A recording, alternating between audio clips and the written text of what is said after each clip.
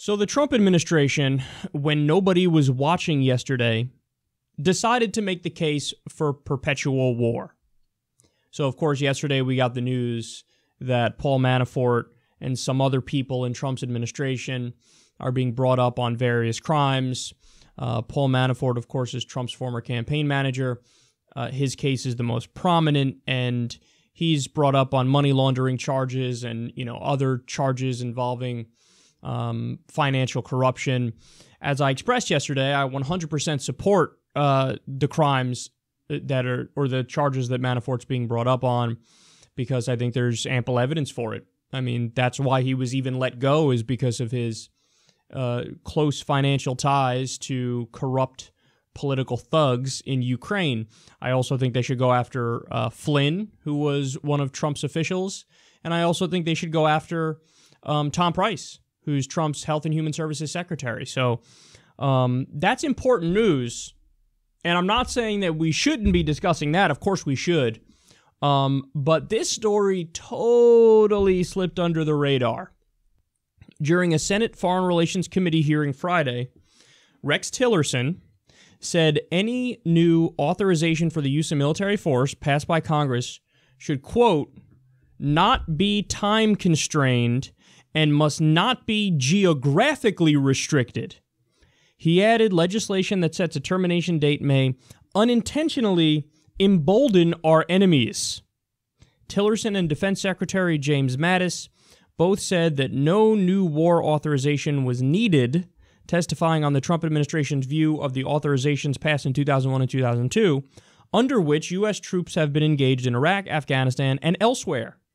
Mattis said Tillerson agreed in testimony that President Donald Trump already has constitutional authority to strike North Korea without new authorization from Congress. What? In addition to authorities granted to the president by statute, the president has the power under Article 2 of the Constitution to use military force in certain circumstances to advance important U.S. national interests, including to defend the United States against terrorist attacks, Tillerson said in a prepared statement. Mattis told the Senate panel that, quote, we must recognize that we are in an era of frequent skirmishing, and we are more likely to end this fight sooner if we don't tell our adversary the day we intend to stop fighting, according to the Washington Examiner. So this scandal is right up there with the scandaliest of all scandals coming out of the Trump administration. Because what they're saying is, hey, listen, we're done with the whole rule of law thing. It's hilarious Trump ran as the law and order candidate, because what they're saying here is we're done with the rule of law, we're done with due process, we're done with the Constitution. Under the Constitution, Congress has to declare war. The executive branch can't just willy-nilly say, we're going to go anywhere we want, yoo-hoo, for whatever reason we want, yippee-skippy. That's not the way it works, because if that's the case, then we effectively have a dictatorship. We effectively have a unitary executive that can override on matters of foreign policy the people who are supposed to be the ones who do the checks and balances on him and the people who are supposed to be the ones that really authorize these conflicts. So they're saying that's irrelevant now. We don't care about the Constitution.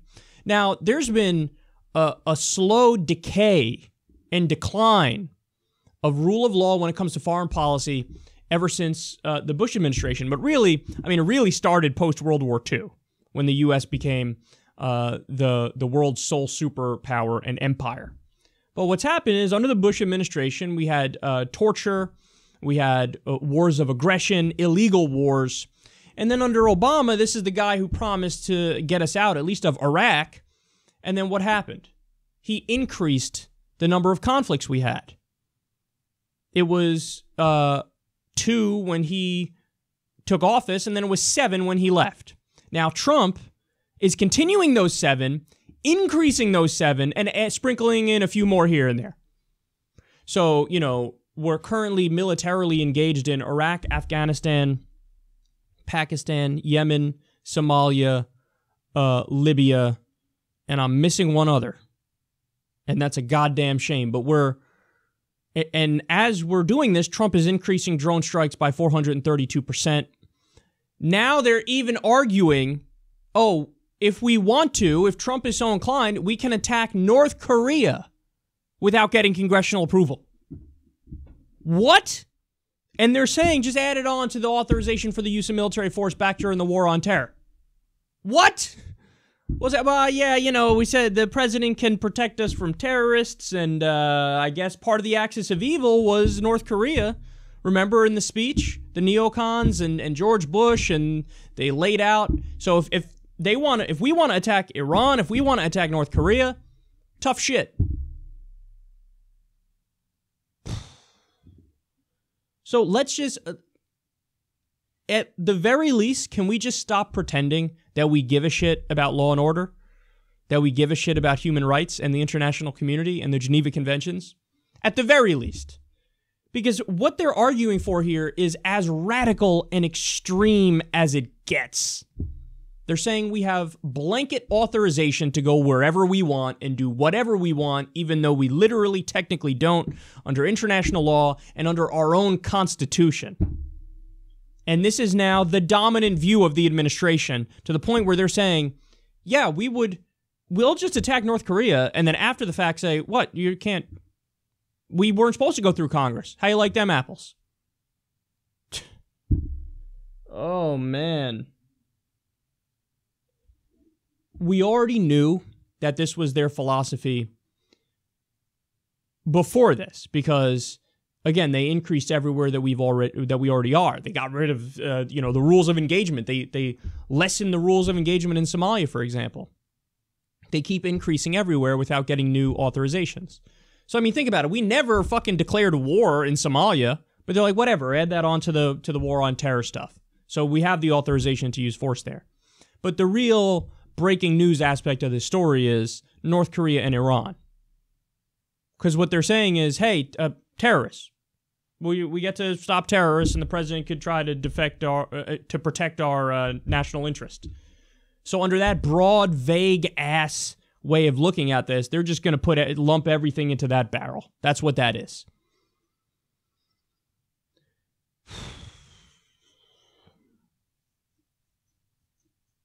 You know, for all the people on the right who claim to be originalists, and, hey, we believe in the Constitution, we believe in the literal original interpretation of it, well, now is a good time for you to fucking speak up.